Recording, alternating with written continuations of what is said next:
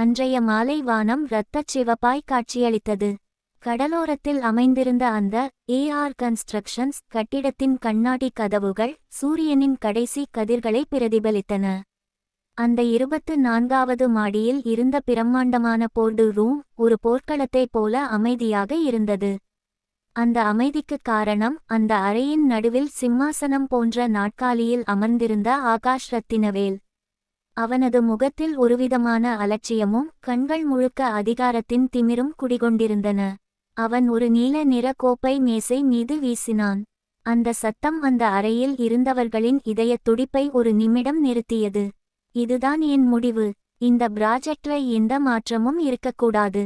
நான் சொன்னதுதான் சட்டம். அவனது குரல் அந்த அறையின் மூலை முடுக்கெல்லாம் அதிகாரத்துடன் எதிரொலித்தது.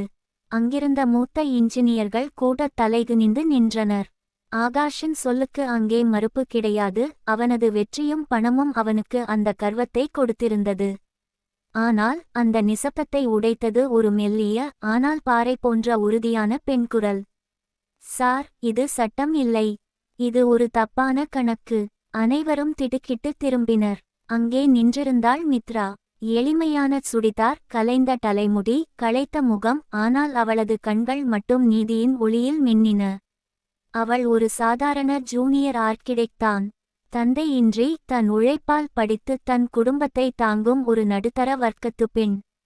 ஆனால் அவளுக்குள் இருந்த நேர்மை அவளை பேச வைத்தது. ஆகாஷ் மெதுவாக தன் இருக்கையை விட்டு எழுந்தான். அவனது ஒவ்வொரு அடியும் மித்ராவை நோக்கி நெருங்கும்போது அறையில் இருந்த ஆக்சிஜன் குறைவது போன்ற ஒரு பாரம் உருவானது. அவளது முகத்திற்கு மிக அருகில் குனிந்தான். அவனது விலையுயர்ந்த பெர்ஃப்யூம் மனம் அவளைச் சுற்றியது. ஆனால் அது அவளுக்கு ஒரு சிறைச்சாலையின் மனம் போல தோன்றியது. உன் பேரு? அவன் குரலில் ஒரு நையாண்டி கலந்த அதிகாரம் இருந்தது. மித்ரா. அவள் தன் குரல் நடுங்காமல் பார்த்து கொண்டாள்.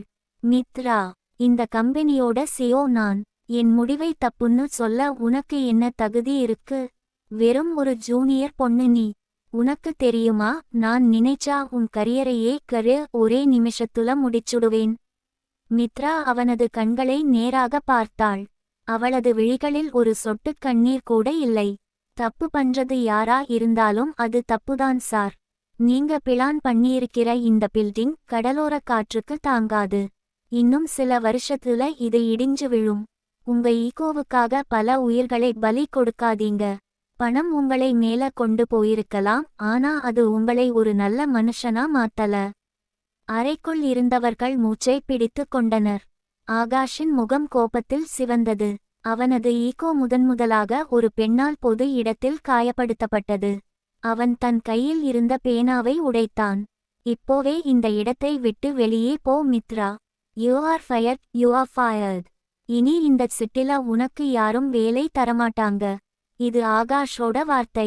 உன் நேர்மை உனக்கு சோறு போடுதான்னு நான் பார்க்கிறேன். அவன் கையை நீட்டி வாசலை காட்டினான்.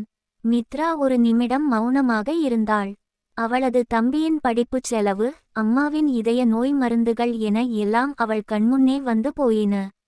ஒரு நிமிடம் இதயம் வலித்தது.